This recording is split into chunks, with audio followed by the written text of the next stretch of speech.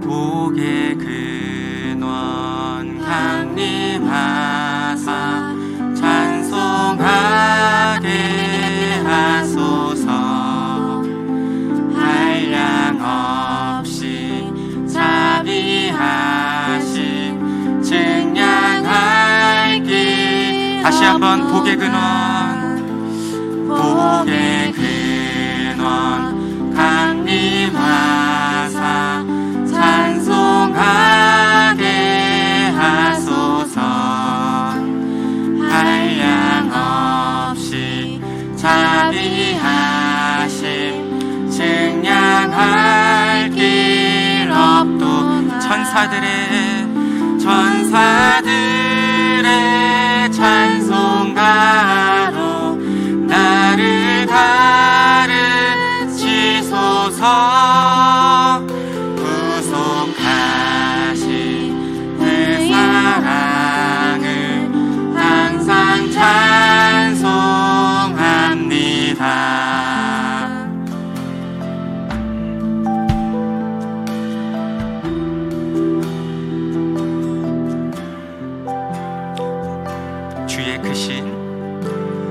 주의 크신 도움 받아 이때까지 왔으니 이와 같이 천국에로 이르기를 다시 한번 주의 크신 도움 받아 이때까지 왔으니 이와 같이 천국에도 이르기를 바라. 하나님의 품을 떠나 죄에 빠진 우리를 예수 구원하시려고 보혈 흘려 하나님의 품을 떠나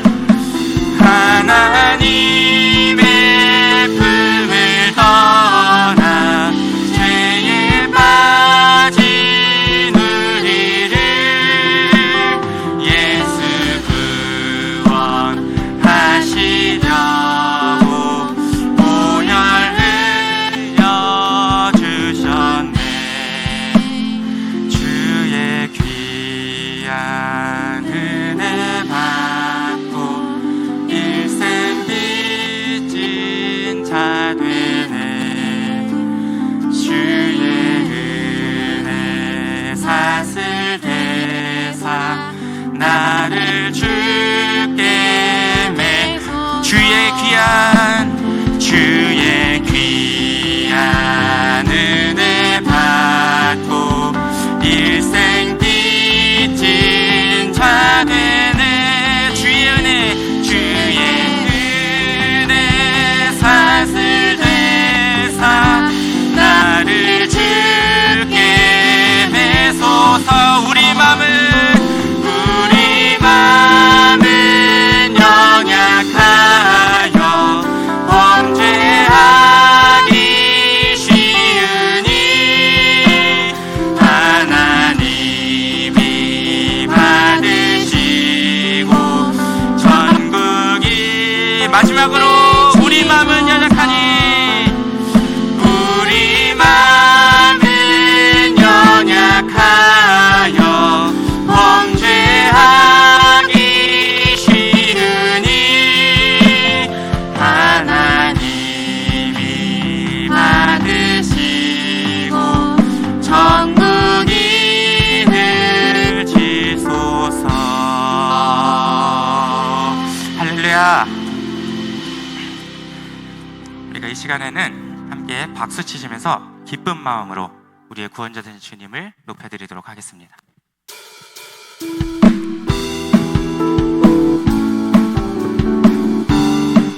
오라 우리가 여호와의 산에 올라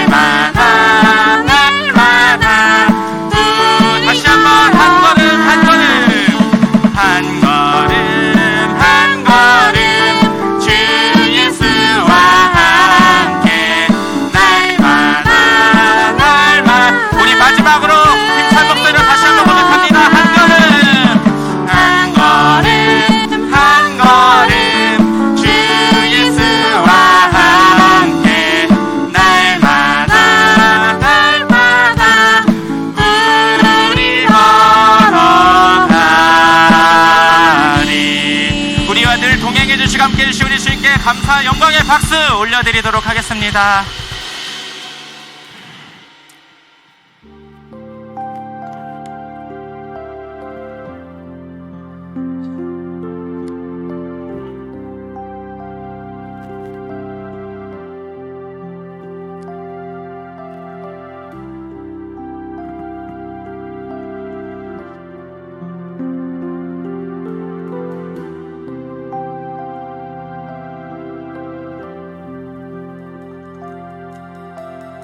예수 하나님의 공의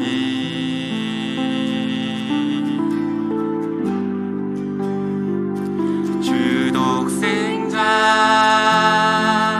그의 나라 임하시네.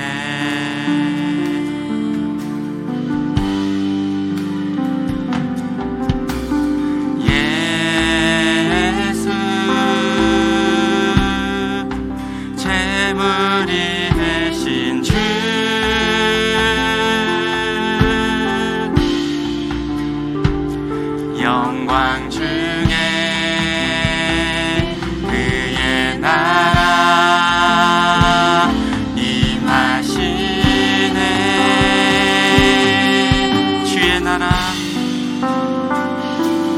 주의 나라 영원하며 그의 영광 무궁하리. 왕의 위엄과 능력이 이제 임하였으니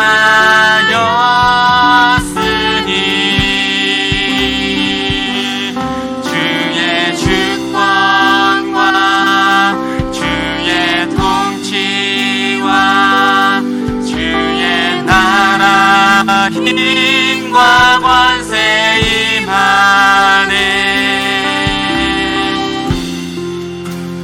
예수 하나님의 공의.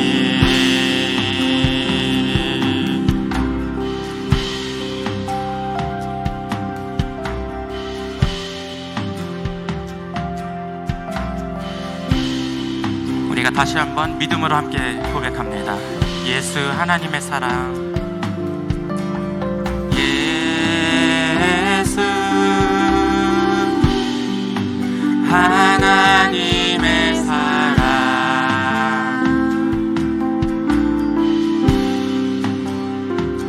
주 은혜와 말씀으로 나타났네. 예수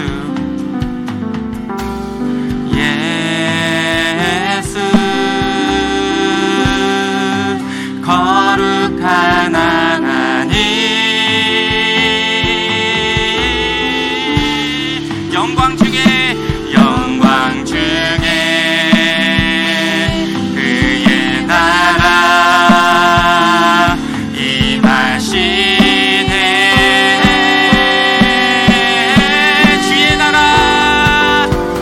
주의 나라 영원하며 그의 영광 무궁하리. 왕의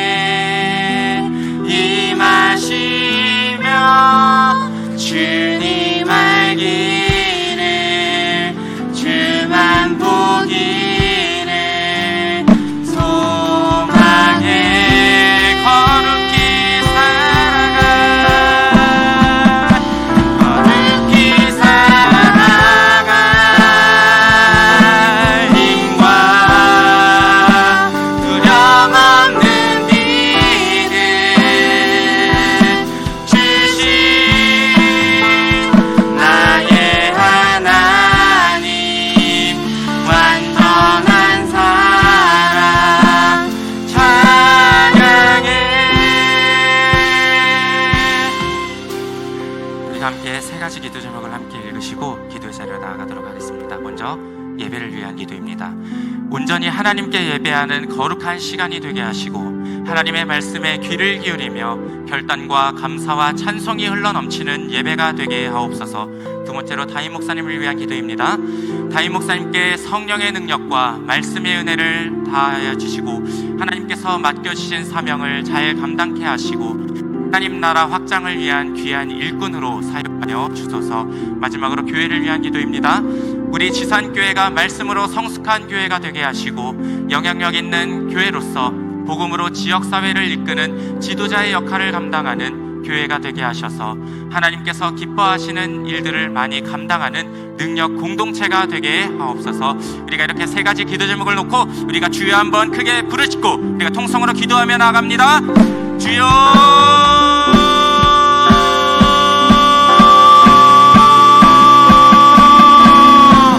고맙고 사랑이 많으신 아버지 하나님, 은혜와 사랑을 감사드립니다. 하나님, 오늘 시간에도 정말 주님께서 하나님 이 자리 가운데 주님 예배를 아버지 정말 주님 드릴 수 있도록 하나님 인도하여 주시고 하나님 우리의 모든 상관과 모든 역할을 하시는 주님께서 하나님 우리를 은혜 가운데 인도하여 주셨고 하나님 우리가 정말 주님께서 맡겨주신 사명을 감당케 부족함이 없도록 주님께서 늘 채워주시고 함께해 주신 것 감사합니다. 하나님 주님의 품 안을 늘 품어주시고 품 안에 아버지 채워주시며 하나님 하늘에 문을 여시고 주님의 아버지 놀라우신 은혜들을 쏟아부어 주시옵소서. 하나님 오늘 시간 주님 죄 많은 우리들이 정말 주님 앞에 보혈의 공로를 의지하여 이 자리 가운데 나와사오니 하나님 주님의 보혈로 덮어주시고 하나님 이 자리가 정말 주님의 영광이 넘쳐 흘러나는 그런 귀하고 복된 예배자리가 될 수 있도록 주님 역사하여 주시옵소서. 하나님 오늘 말씀 가운데도 주님 우리의 눈과 귀를 열어주시고 우리가 말씀을 들을 때마다 아멘하여 화답하게 하시며 하나님 주님께서 아버지 주시는 진리의 말씀들이 우리가 정말 살아갈 수 있는 우리가 승리할 수 있는 새 생명력이 공급되어지는 놀라운 은혜의 시간이 될 수 있도록 도와주시옵소서. 하나님 오늘 시간에도 정말 주님 고개 숙여 겸손히 주님의 말씀을 대하게 하시고 하나님 우리가 정말 주님의 말씀 앞에 엎드려 하나님 그 말씀 한 구절 한 구절 가운데에 하나님 우리가 은혜 받고 우리가 정말 돌아가서 하나님 그 말씀대로 우리가 살아갈 수 있는 거룩한 힘과 거룩한 능력을 주님 부어주시옵소서. 하나님 함께하시는 주님께서 성령 하나님께서 이 자리 가운데 함께하여 주셔서 주님께서 아버지 맡겨주신 예배를 주님께서 아버지 이끌어가 주시옵소서. 오늘 함께하여 주실 주님께 감사와 찬송과 영광 올려드리오니 주님만 올려 영광 받아 주시옵소서.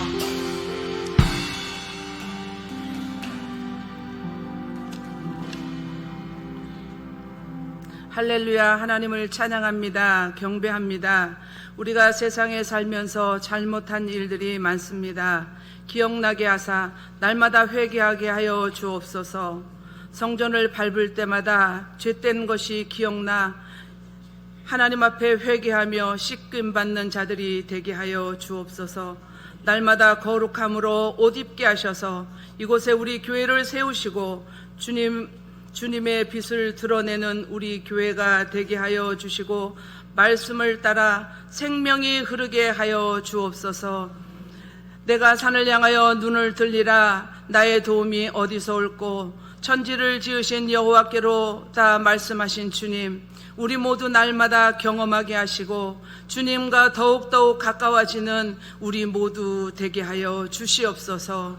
주님의 뜻을 따르는 것이 좁은 길인 것을 압니다. 그러나 그 좁은 길을 날마다 걸어가게 하옵소서. 주님, 우리 교회 학생들이 선교지를 떠납니다.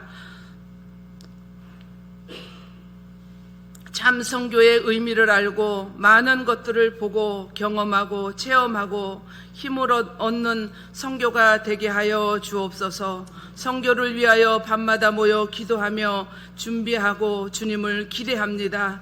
저들에게 참 은혜를 주셔서 참석하는 모든 대원들이 하나님의 은혜를 경험하게 하여 주옵소서. 주님, 우리나라를 위하여 기도합니다. 혼탁한 우리나라를 하나님 기억하여 주옵소서. 우리 힘으로는 아무것도 할 수 없습니다. 그러기에 주님의 거룩한 손에 올려놓습니다. 주님 다스리셔서 모든 것이 정리되고 안정을 찾게 하여 주옵소서. 주님, 지금은 말씀을 듣는 시간입니다. 말씀 가운데 거하시는 성령님이 운행하셔서 모든 사람이 은혜 받는 시간 되게 하여 주옵소서. 우리 목사님 더욱 큰 능력의 말씀을 선포하실 수 있게 능력으로 붙들어 주시옵소서. 이 시간 우리 헌신 2구역이 하나님께 찬양을 올립니다.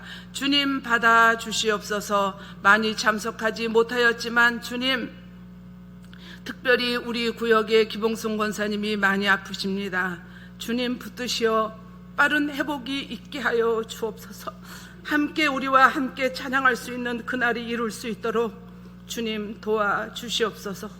오늘도 우리와 함께 하시고 일하시는 예수 그리스도의 이름으로 감사하며 기도하옵나이다. 아멘.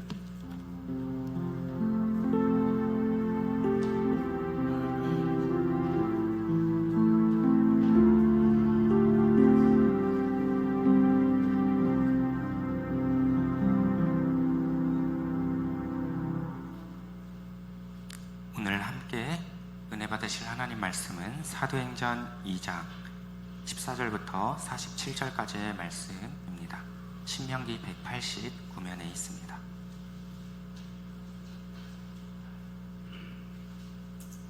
사도행전 2장 14절에서 47절까지의 말씀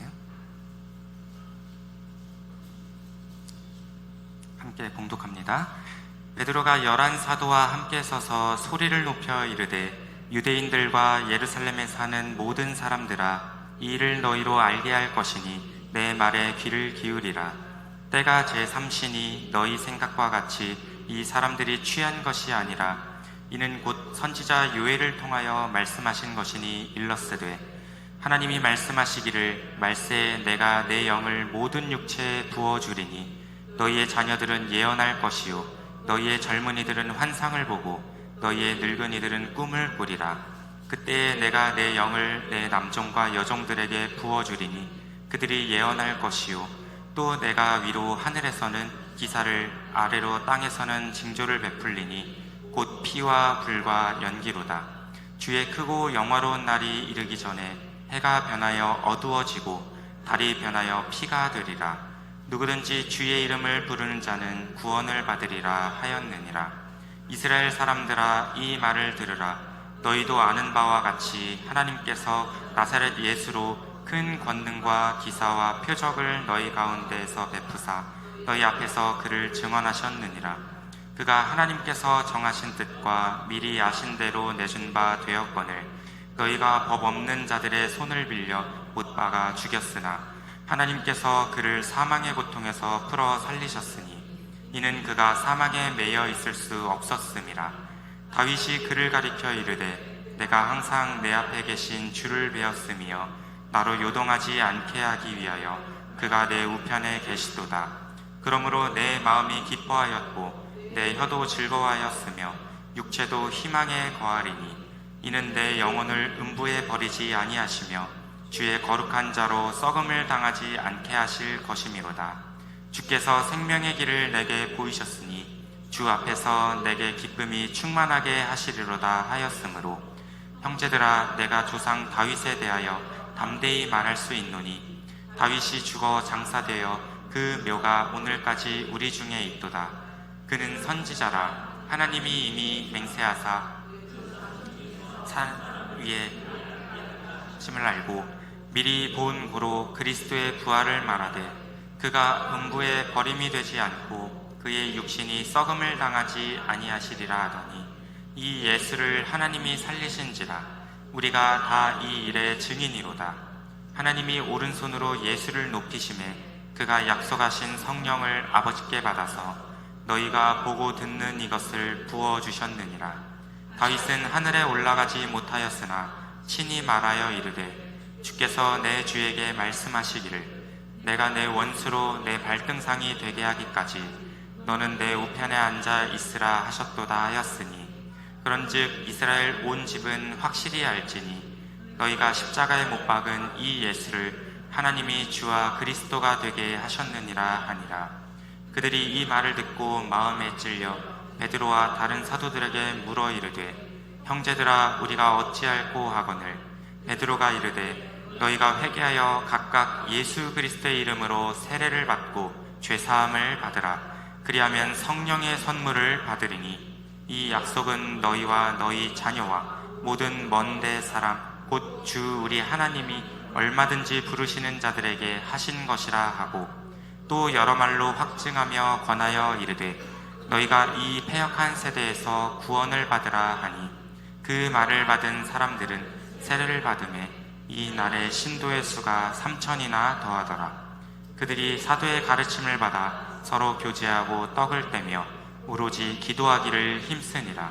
사람마다 두려워하는데 사도들로 말미암아 기사와 표적이 많이 나타나니, 믿는 사람이 다 함께 있어 모든 물건을 서로 통용하고 또 재산과 소유를 팔아 각 사람의 필요를 따라 나눠주며 날마다 마음을 같이하여 성전에 모이기를 힘쓰고 집에서 떡을 떼며 기쁨과 순전한 마음으로 음식을 먹고 하나님을 찬미하며 또 온 백성에게 칭송을 받으니 주께서 구원받는 사람을 날마다 더하게 하시니라. 이 말씀은 살아계신 하나님의 말씀입니다. 아멘. 이 시간에는 헌신 2구역 가족들 나오셔서 특송으로 하나님께 영광을 올려드리도록 하겠습니다.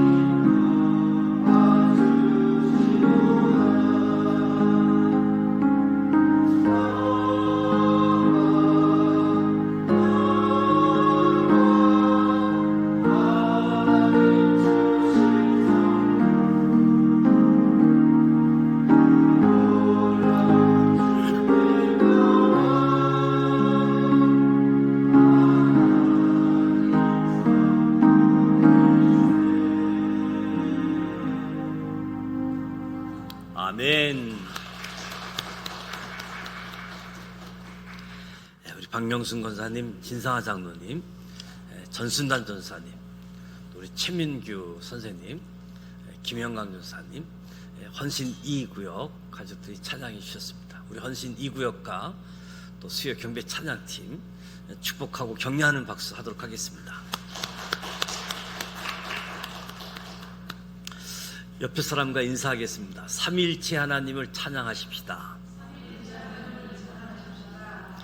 하나님의 사랑을 경험하십시다. 예수님의 은혜를 누리십시다. 성령의 감동을 받으십시다. 예수님의 십자가 부활, 새로운 시작이 시작되어지면서 회복이 시작되어졌습니다. 회복. 베드로가 회복이 되어지고 예수님의 빈자리가 회복되어지는데 성령님께서 임재하십니다. 특별히 오늘 14절로 47절까지 긴 말씀을 나누었는데요. 그리스도를 선포하고 그리스도를 나타내자. 14절에서 40절까지는 복음의 선포라고 이야기할 수 있겠죠. 복음을 선포하라. 그리고 41절에서 47절은 복음을 받은 사람들의 삶의 모습, 복음의 삶이라고 할 수 있는 거지요. 그래서 오늘 말씀을 14절에서 40절까지 41절에서 41절까지 나누어서 말씀을 드릴까 하다가 연결해서 한꺼번에 복음의 선포, 복음의 삶, 우리는 말로도 선포할 뿐만 아니라 우리의 삶으로도 선포하는 것이다. 성령님께서 임재하셨기 때문에 증인된 역할을 하게 되어지는데 그리스도를 선포하고 그리스도를 나타내자. 복음을 전한다는 것, 설교를 한다는 것, 성령의 임재의 현상이라고 할 수 있겠지요.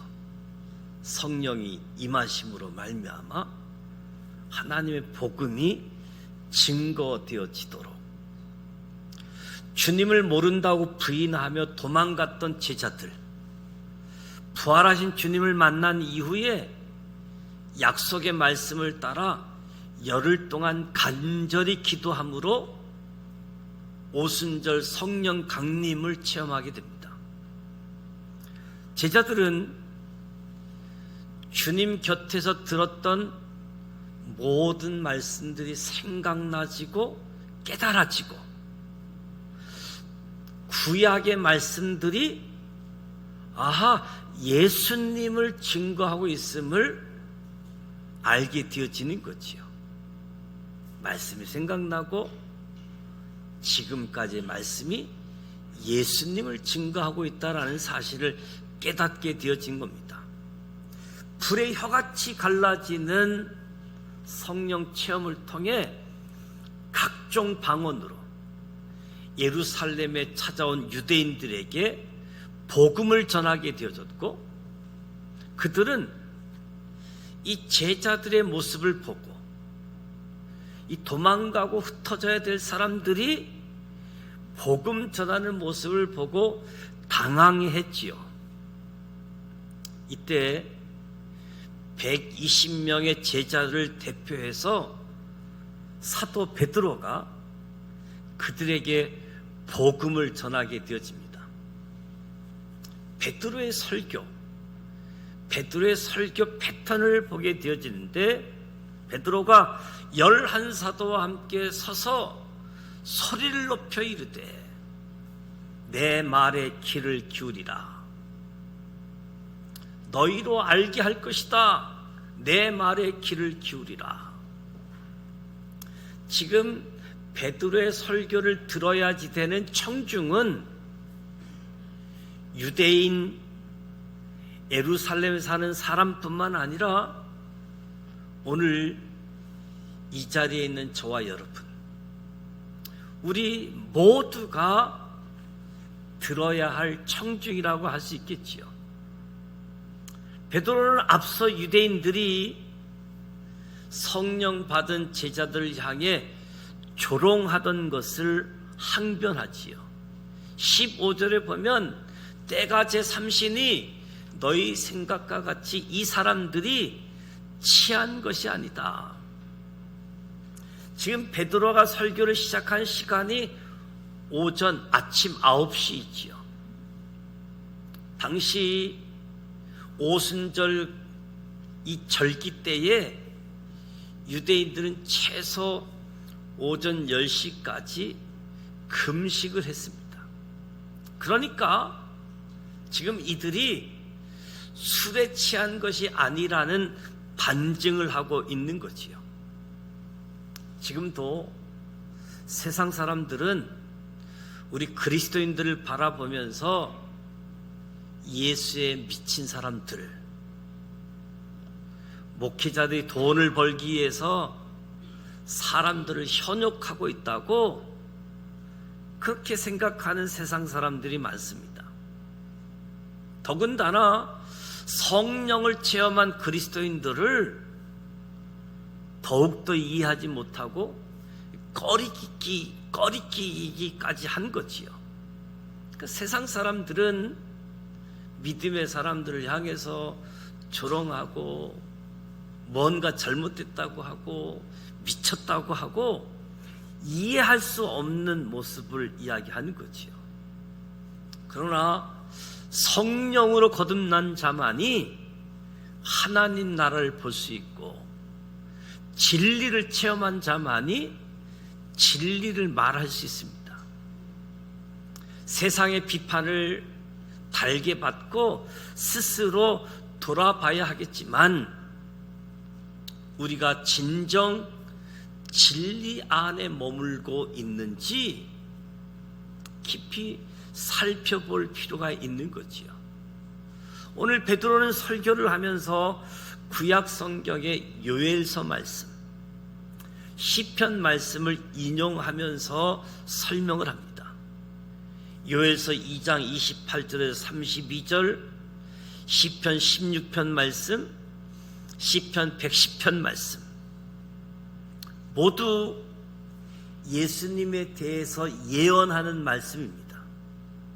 구약의 말씀이 예수 그리스도를 통해서 성취되어졌다, 이 성취됨을 선포하는 거지요.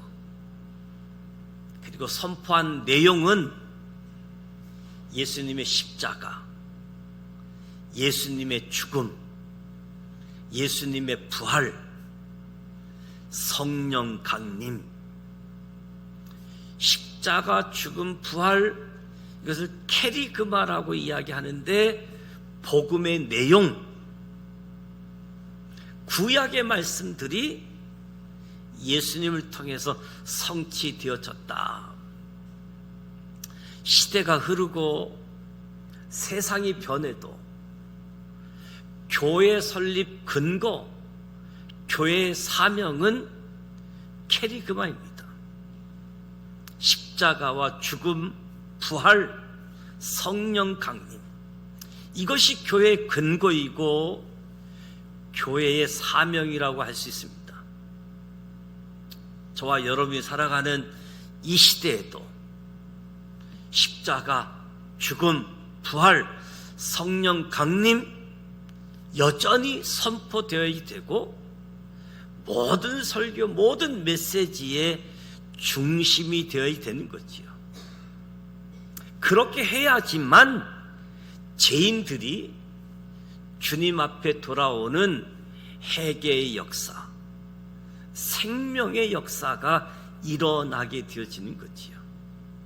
예수의 십자가, 예수의 죽음, 부활, 성령 강림, 여기서 회개의 역사가 일어나고 성령의 역사가 일어나게 되어집니다. 오순절 성령 강림을 요엘서 말씀을 근거로 베드로가 설명하는데, 성령님은 성별이나 연령이나 사회 계층의 차별 없이 모든 육체에게 부어주는 하나님의 선물, 성령 강림, 성령 임재, 모든 이에게 부어주는 하나님의 선물. 그러니까 성령님은 예언을 통해서 역사하시고 환상을 통해서 역사하시고 꿈을 통해서 역사하시는데, 지금 오순절 절기에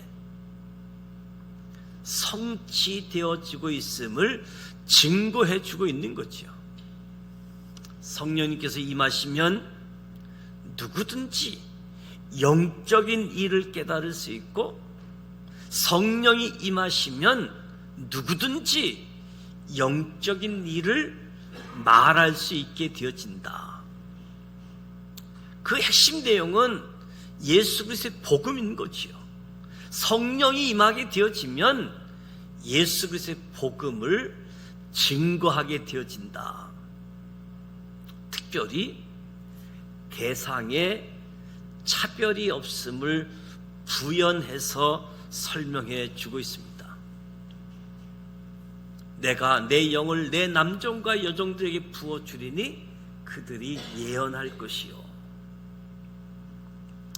예언은 미래의 일을 미리 말한다라는 뜻도 있지만, 구약 성경에서의 예언은 하나님 말씀을 대언한다, 하나님 말씀을 대언하는 의미로 많이 사용되어지고 있는 거지요.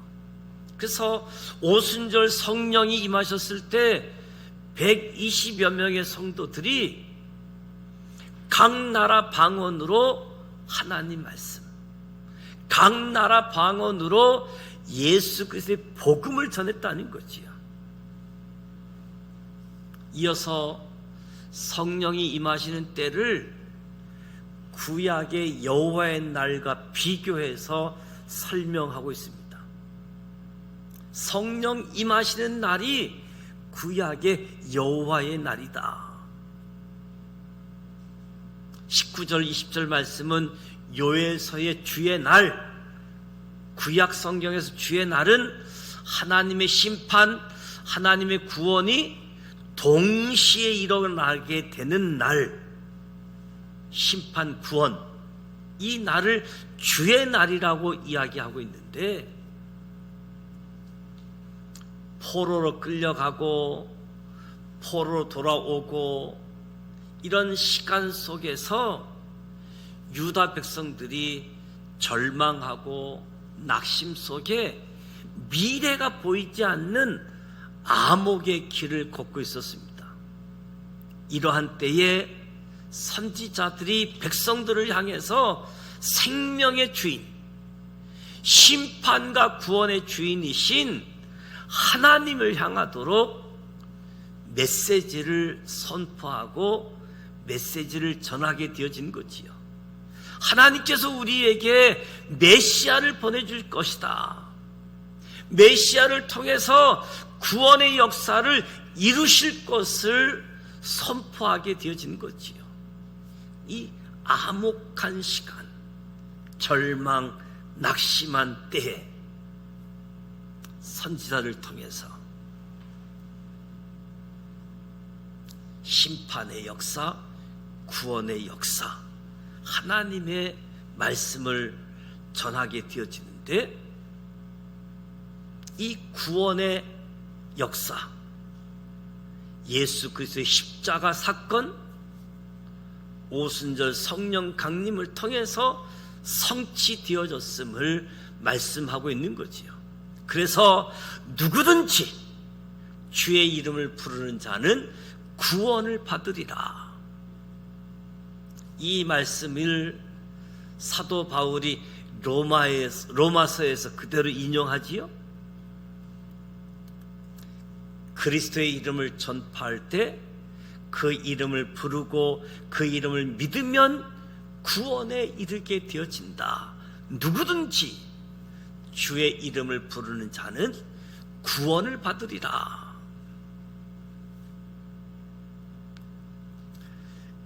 그러면서 그리스도의 부활을 증언하고 있습니다. 이스라엘 사람들아 들으라, 이 말을 들으라. 너희도 아는 바와 같이 하나님께서 나사렛 예수로 큰 권능과 기사와 표적을 너희 가운데 베푸사 너희 앞에서 그를 증언하셨느니라. 예수님은 권능, 기사, 표적을 통해서 자신이 메시아임을 명확하게 보여주었습니다. 예수님의 권능, 기사, 표적, 행함, 이것은 하나님이 친히 계획하시고 확증해 주신 거지요. 이 모든 것이 하나님의 주체가 되셔서 이루어져 가는 모습이지요. 성부 하나님의 계획과 역사. 그래서 23절, 24절에서 하나님이 그리스도를 살리셨다, 이렇게 증언하고 있는 거지요. 하나님이 그리스도를 살리셨다. 모든 인간은 죽음으로 끝나는 삶을 살아왔지만 이제 예수 그리스도를 시작으로 예수 그리스도를 통해서 죽음 이후에 부활을 경험하게 된다. 이것이 육체의 부활이지요. 신령한 몸으로 부활하여 영원히 그리스도와 거하게 되어지는 신비한 경험. 그래서 이 제자들의 복음 전도의 핵심은 그리스도의 부활이었습니다. 예수님이 다시 사셨습니다. 예수님이 사망 권세를 이기시고 사셨습니다. 베드로가 요엘서를 인용해서 말씀을 전하고 다윗의 시편을 인용해서 계속 설명을 합니다. 다윗이 그를 가리켜 이르되 내가 항상 내 앞에 계신 주를 배웠으며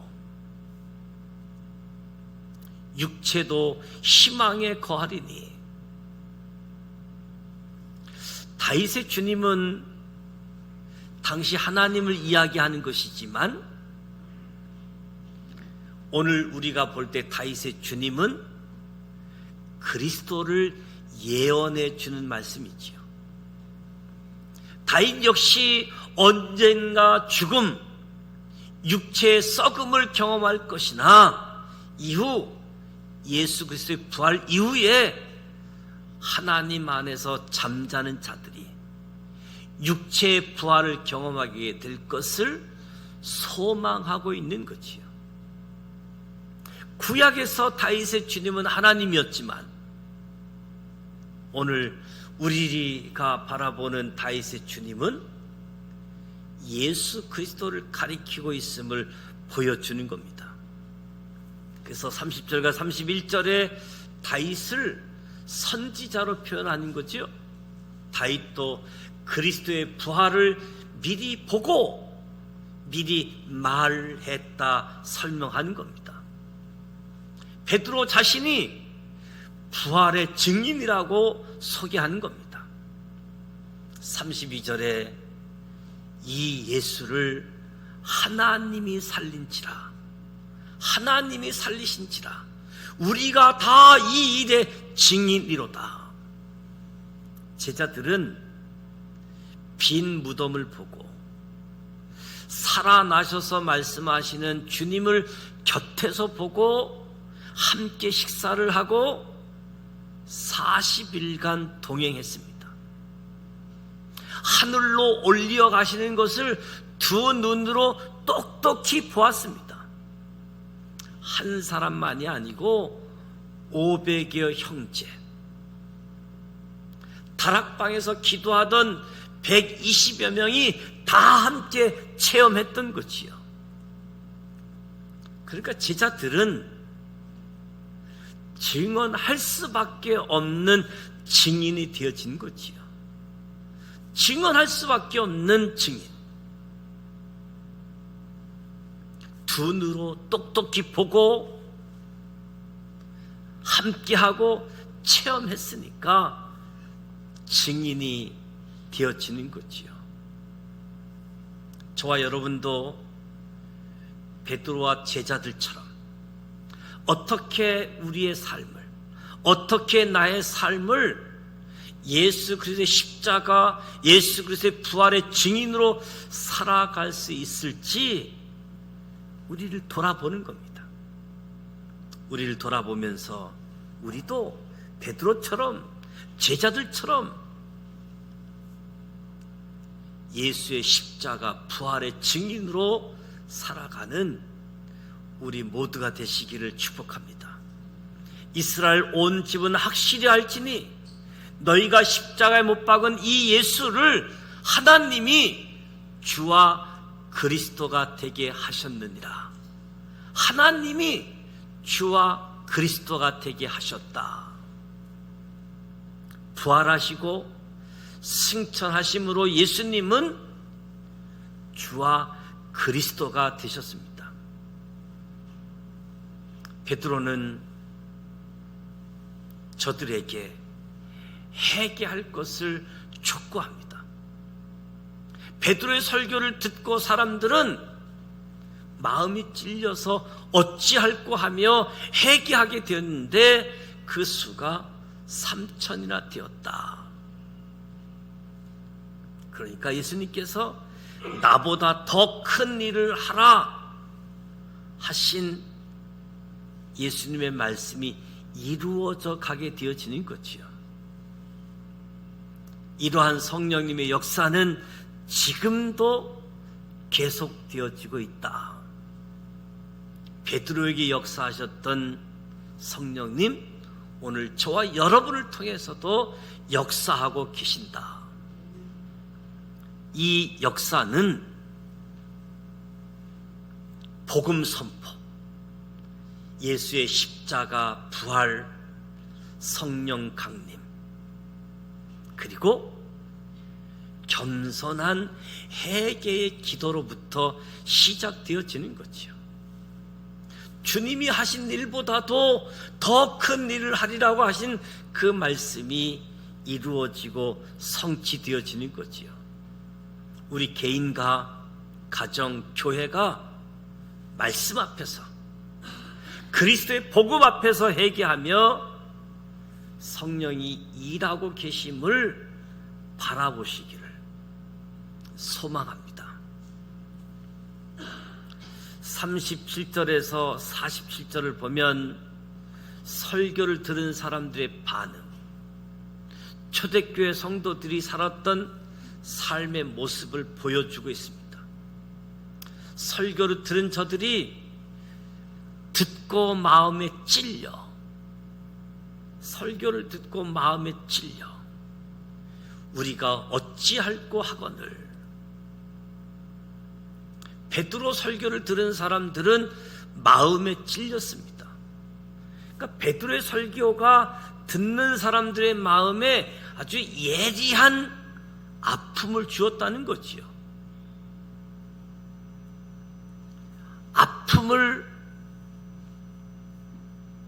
알게 되어지면서 사도들에게 우리가 어떻게 해야 할지 묻습니다. 어찌할꼬, 어찌해야지 됩니까? 그렇다면 오늘 저와 여러분, 우리들도 하나님 말씀을 들을 때 어떻게 반응해야지 되겠습니까? 어쩌면 우리들은 많은 경우에 하나님 말씀을 들을 때 이 말씀이 나를 향해서 찌르는 것이 아니라 말씀을 들으면서도 다른 사람을 향하여 찌를 때가 많지 않는가? 이 이야기는 우리 아내가 들어야지 되는데, 이 설교는 우리 남편이 들었어야 되는데, 자기가 찔림을 받아야 되는데 다른 사람이 찔림을 받아야 된다고 생각하는 거지요. 말씀의 기준, 말씀의 잣대를 가지고 내 주변의 사람들을 판단하려고 할 때가 많다. 그렇다면 왜 우리는 하나님 말씀을 제대로 듣지 못하고 나 스스로를 향해서 찔림을 받지 못하는 것인가?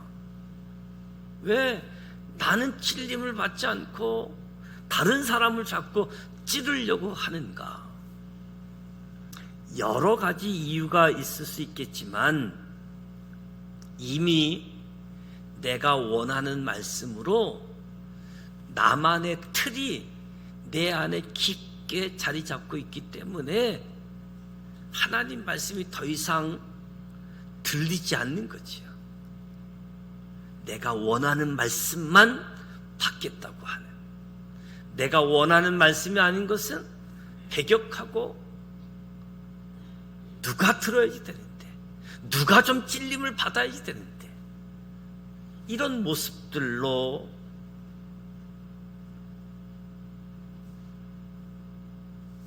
나에게 주어지는 말씀이 아니라 다른 사람에게 주어지는 말씀으로 넘어가고 있지는 않는가? 베드로가 이야기합니다. 너희가 회개하여 각각 예수 그리스도의 이름으로 세례를 받고 제 사함을 받으라. 그리하면 성령의 선물로 받으리니. 베드로가 두 가지 이야기합니다. 첫째는 회개하는 것, 돌이키다, 마음을 바꾼다. 회개는 죄에 대한 슬픔으로 마음의 단순한 결단이 아니라 행위를 동반하는 삶의 변화, 사고 방식이 실제로 변화되어지는 것을 뜻하는 것이 회개한다, 돌이킨다, 마음을 바꾼다. 이것을 회개라는 단어를 사용하는 겁니다. 믿음의 결단, 구체적인 행동을 표현하는 거지요. 사람들의 목적과 방향, 가치를 변화시키는 진정한 삶의 변화, 회개라고 이야기하는 거지요. 회개와 제3의 메시지는 처음부터 마지막까지 이 사도행전에서 계속 주어지는 구원의 메시지의 핵심입니다. 회개하라, 제3 받으라. 우리는 예수님을 통해서 하나님의 사랑을 전심으로 깨닫는 회개가 주어지게 되어집니다. 그 사랑을 거부한 나 자신이 얼마나 큰 죄인인지를 깨닫고 가슴을 치고 통곡하고 아파하는 것이 회개의 시작이라고 할 수 있는 거지요. 베드로는 회개하라라고 요청합니다. 그리고 예수 그리스도의 이름으로 세례를 받고 제3과 성령의 선물을 얻으라. 회개는 예수님의 이름으로 세례받는 행위와 연결되어지는 거지요. 회개로 끝나는 것이 아니라 세례받는 행위로, 개인적인 회개와 믿음을 통해 예수님을 영접한 사람들은 세례를 통해서 내 삶의 주인이 예수님이심을 인정하는 것. 그들은 회개와 신앙을 하나님과 사람들 앞에서 공식화하게 되어지는 거지요. 그래서 39절에서 41절에 구원의 약속, 우리 하나님이 얼마든지 부르시는 자들에게, 패역한 세대, 멀리 있는 사람들, 구원을 받으라고 약속해 주고 있는 거지요. 누구든지 회개하여 예수의 이름으로 세례를 받는 자들에게 구원을 주신다. 패역한 세대라고 하는 것은 하나님의 뜻에 어긋난 세대를 의미하는 겁니다. 바로 유대인들이 하나님이 보내신 메시아를 영접하기는커녕 십자가에 못 박아 죽였잖아요. 그들은 하나님의 구원에서 너무너무 멀리 멀어져 있었습니다. 중요한 것은 이 패역한 세대에서 구원을 얻는 길은 오직 예수 그리스도를 영접하는 것. 베드로는 유대인들에게 예수 그리스도를 믿고 영접하여 구원 얻으라 촉구하고 있습니다. 지금은 은혜이기 때문에 유대인이든 이방인이든 어떤 사람이든 하나님의 자녀가 될 수 있는 길을 열어 놓으신 거지요. 지금도 오래 참으시면서 많은 사람들이 그 선물 받기를 기다리신다. 그래서 이 땅에는 복음을 듣고 구원받아야 할 사람들이 참으로 많습니다. 저와 여러분이 권하고 복음을 전해야지 됩니다. 예수 그리스도를 믿고 영접하여 구원을 얻도록 촉구하는 거지요. 성령님께서 베드로의 설교를 통해서 강력하게 역사했습니다.